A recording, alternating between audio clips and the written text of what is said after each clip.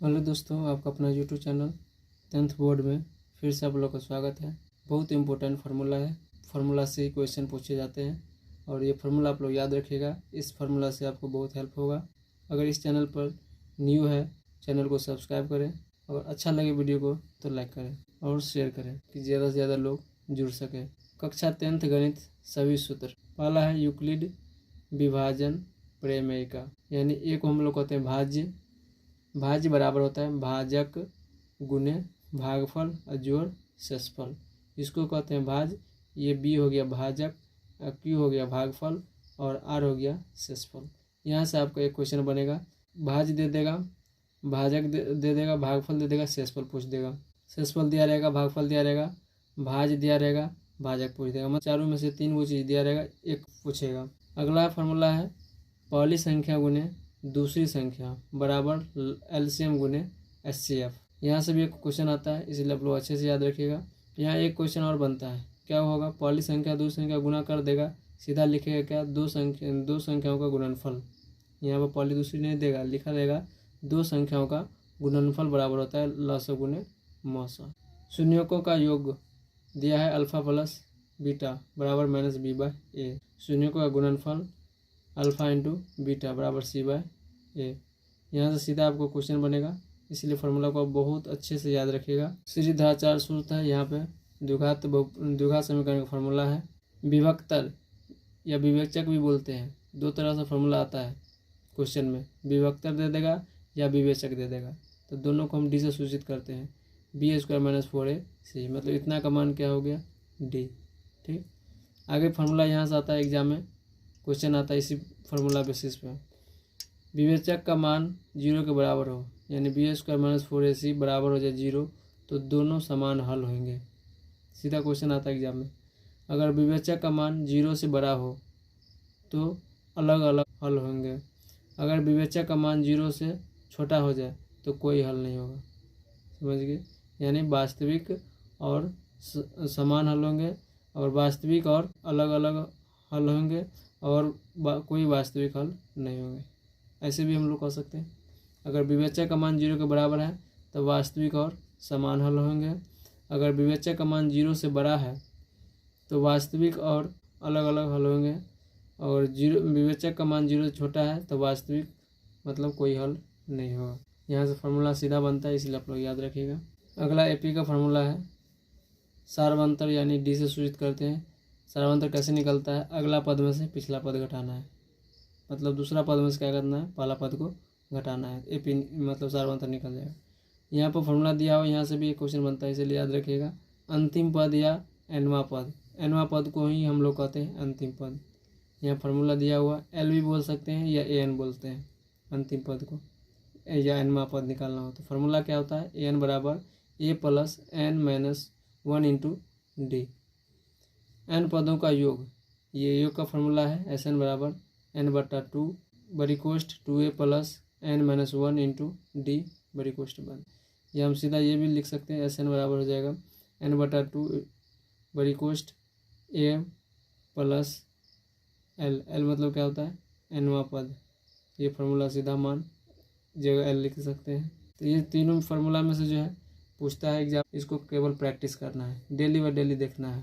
अगला फार्मूला है दूरी सूत्र। नियामक ज्यामिति से हम लिए फार्मूला को।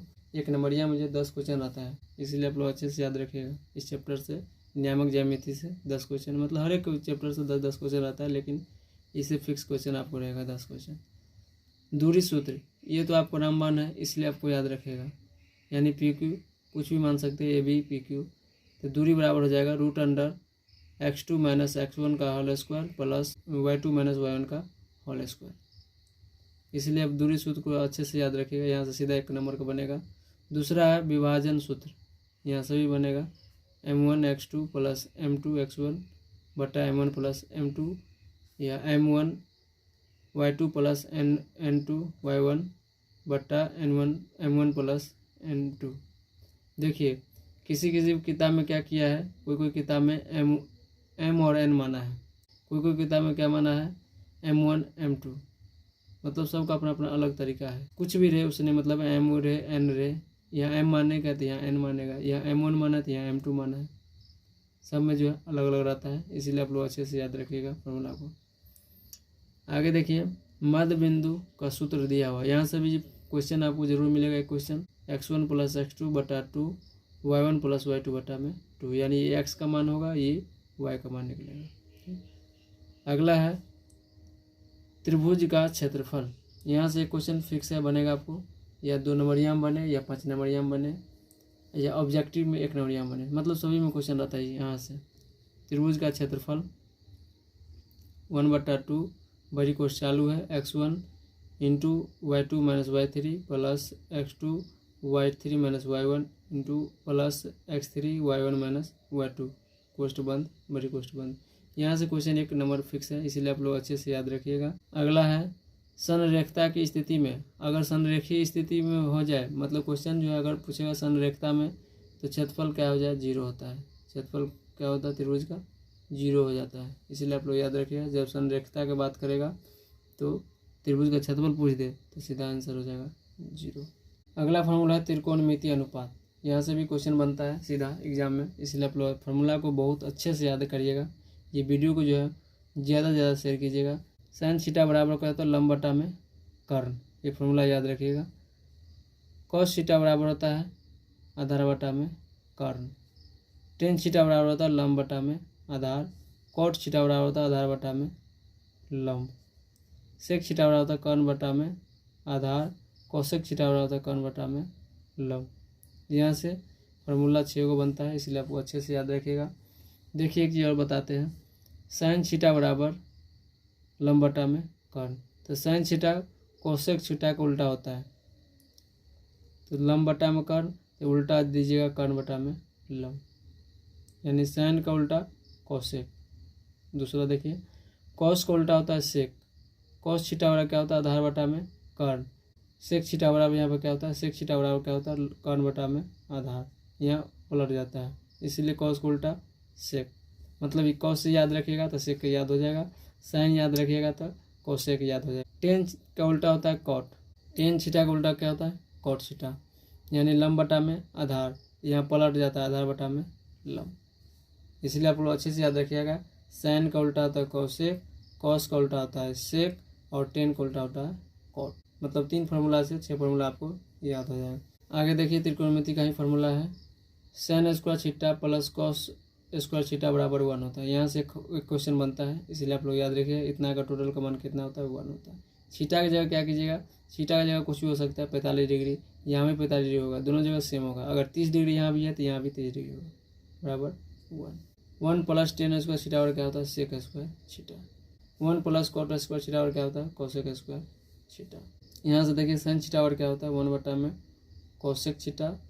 कॉस थीटा और क्या होता है, 1 बटा में सेक थीटा।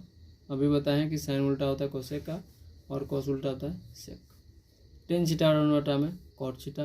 कॉट थीटा और 1 बटा में टेन थीटा उल्टा होता है। सेक थीटा और 1 बटा में कॉस थीटा। कोसेक थीटा और 1 बटा में साइन थीटा। यहाँ से भी क्वेश्चन बनता है 1 नंबर का, इसलिए आप लोग याद रखिए। ये चार्ट को हम जो अगले वीडियो में अच्छे से समझा देंगे। अगला फार्मूला है, वृत्त के बाहर स्थित किसी बिंदु से वृत्त पर 2 स्पर्श रेखाएं खींची जा सकती है। वृत्त का क्षेत्रफल क्या होता है, फार्मूला है πr²। फार्मूला याद रखिएगा, मैथ जो है बिना फार्मूला का नहीं हो सकता है, इसलिए फार्मूला आप याद रखिएगा। वृत्त की परिधि होता है 2πr। अगला फार्मूला है लघु त्रिज्यखंड का क्षेत्रफल πr² थीटा बटा 360 डिग्री, यानी πr² गुना में है तो सीधा लिख सकते हैं πr² थीटा बटा 360 डिग्री। दीर्घ त्रिज्यखंड का क्षेत्रफल बराबर क्या होता है, πr² into 360 degree minus theta बटा 360 डिग्री। घन का आयतन बराबर क्या होता है, भुजा क्यू, याद रखिएगा। घन का पृष्ठीय क्षेत्रफल क्या होता है, 6a²। ए को हम लोग भुजा भी बोलते हैं, ए की जगह एल भी लिख सकते हैं कोई फार्मूला में, इसलिए याद रखिएगा भुजा स्क्वायर। घनाभ का आयतन क्या होता है, LBH, यानी लंबाई गुने चौड़ाई गुने ऊंचाई। घनाभ का पृष्ठीय क्षेत्रफल क्या होता है, 2 × LB plus BH plus LH, यानी लंबाई गुने चौड़ाई, चौड़ाई गुने ऊंचाई, लंबाई गुने ऊंचाई। आगे देखिए बेलन का आयतन क्या होता है, πr²h। फार्मूला सीधा आता है एग्जाम में, इसलिए याद रखिएगा। बेलन का वक्र पृष्ठीय क्षेत्रफल क्या होता है, 2πRh। बेलन का संपूर्ण पृष्ठ का क्षेत्रफल क्या होता है 2πRh प्लस 2πr²। यहाँ से जो है कॉमन ले लेंगे तो क्या होता है, ध्यान दीजिए, यहाँ से हम कॉमन लेते हैं 2πr कॉमन लेते हैं, 2πr कॉमन लेते हैं, क्या बचा h प्लस r। ये भी हम डायरेक्ट फॉर्मूला लिख सकते हैं, ये भी याद रखिएगा, ये भी याद रखिएगा, कोई भी याद रख सकते हैं। अगला है शंकु का वक्र पृष्ठीय क्षेत्रफल क्या होता है πrl। शंकु का आयतन क्या होता है 1/3 πr²। h शंकु का संपूर्ण पृष्ठीय क्षेत्रफल क्या होता है πrl प्लस πr²। अगला फार्मूला है गोले का पृष्ठीय क्षेत्रफल 4πr²। गोले का आयतन क्या होता है 4/3 πr³। अर्धगोले का वक्र पृष्ठीय क्षेत्रफल क्या होता है 2πr²। अर्धगोले का आयतन क्या हो जाएगा 2/3 πr³। अगला है अर्धगोले का संपूर्ण पृष्ठीय क्षेत्रफल क्या होता है 3πr²। देखिए यहाँ पे वक्र पृष्ठ का क्षेत्रफल पूछेगा 2πr², अगर संपूर्ण पूछेगा अर्धगोला का तो 3πr²। अगला फार्मूला है सांख्यिकी से प्रत्यक्ष विधि यानी माध्य निकालना है। ये सिंबल है माध्य का, माध्य बराबर संकेत है ये सिग्मा fx बटा में सिग्मा f। यहाँ से क्वेश्चन जरूर बनता है, माध्य पूछेगा ही, माध्य निकालना है तो वर्ग चिन्ह निकालना पड़ता है। यहाँ से निकाल के हम फॉर्मूला लगा देंगे, आंसर आ जाएगा। कल्पित माध्य विधि, यहाँ से भी क्वेश्चन आता है लेकिन ज़्यादातर इस फार्मूला पर आता है, इसलिए आप याद रखिएगा सब फार्मूला, लेकिन ज़्यादा ये फार्मूला याद रखिएगा माध्य बराबर। यहाँ से ज़्यादा फार्मूला पूछता है, ज़्यादा एग्जाम में क्वेश्चन आता है, इससे थोड़ा कम आता है लेकिन ये ज़्यादा आता है, इसलिए याद रखिए। हो सकता है ये भी दे दे, इसलिए आप लोग याद रखिएगा। यहाँ से डी का फार्मूला निकालना है x - 1 x - a, समझ गए। ए को हम लोग कहते हैं कल्पित माध्य, x जो हो गया वर्ग। आगे है पग विचलन विधि, यहाँ से भी फार्मूला है, याद रखिएगा। यहाँ से u का निकालने का फार्मूला है, यहाँ पे x - a बटा में h कहते हैं वर्ग अंतराल को। एक फार्मूला यहाँ याद रखिएगा बहुलक, माध्य और बहुलक, यह दो कुछ फार्मूला याद रखिएगा। बहुलक बराबर होता है l प्लस f1 - f0 बटा 2f1 - f0 minus f2 into h। यहाँ पर देखिए l तो आप लोग जानते होंगे, l क्या होता है, l होता है बहुलक वर्ग की निम्न सीमा। कौन निम्न सीमा, तो अधिकतम बारंबारता वाला वर्ग, जो अधिकतम बारंबारता वाला वर्ग है उसका जो है निम्न सीमा l कहलाता है। ठीक, f1 क्या होता है बहुलक वर्ग की बारंबारता, f0 को हम कहते हैं बहुलक वर्ग के ठीक पहले वाले वर्ग की बारंबारता, और f1 तो वही हो गया बहुलक वर्ग की बारंबारता, f0 हो गया वही बहुलक वर्ग के ठीक पहले वाले वर्ग की बारंबारता, f2 हो गया ठीक बाद वाले बहुलक वर्ग की बारंबारता, यानी बहुलक वर्ग की जो होगा सर्वाधिक बहुलक वर्ग की बारंबारता उसके ठीक पहले f0 और ठीक बाद में f2। और h क्या होता है, तो वर्ग अंतराल की लंबाई। 3 माध्य बराबर होता है बहुलक प्लस 2 माध्य। यहाँ से फॉर्मूला में और चेंज हो जाएगा, अगर बहुलक निकालना है तो ये जो है प्लस में है इधर आ जाएगा माइनस हो जाएगा, तो क्या हो जाएगा बहुलक बराबर हो जाएगा, बहुलक बराबर क्या हो जाएगा 3 माध्यक घटे 2 माध्य। यहाँ से भी ये क्वेश्चन आएगा, फिक्स 100% है, ये करेगा क्वेश्चन।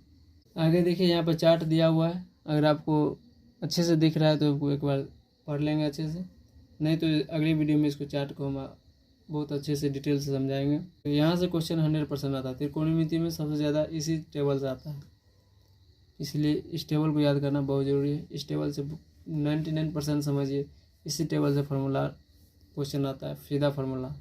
ठीक, पूछ देगा sin 0 बराबर क्या होता है, sin 60 बराबर क्या होता है, cos 60 बराबर क्या होता है, तो फार्मूला का मान याद रहेगा तब बनेगा, नहीं तो नहीं बनेगा। ठीक, अगर आपको अच्छा लगे तो इस वीडियो को जो है शेयर करें, लाइक करें, सब्सक्राइब करें। अगर चैनल पर न्यू है तो इस चैनल को सब्सक्राइब कर लें और इस वीडियो को ज़्यादा से ज़्यादा शेयर करें अपने अपने ग्रुपों में। चलिए मिलेंगे नेक्स्ट वीडियो में।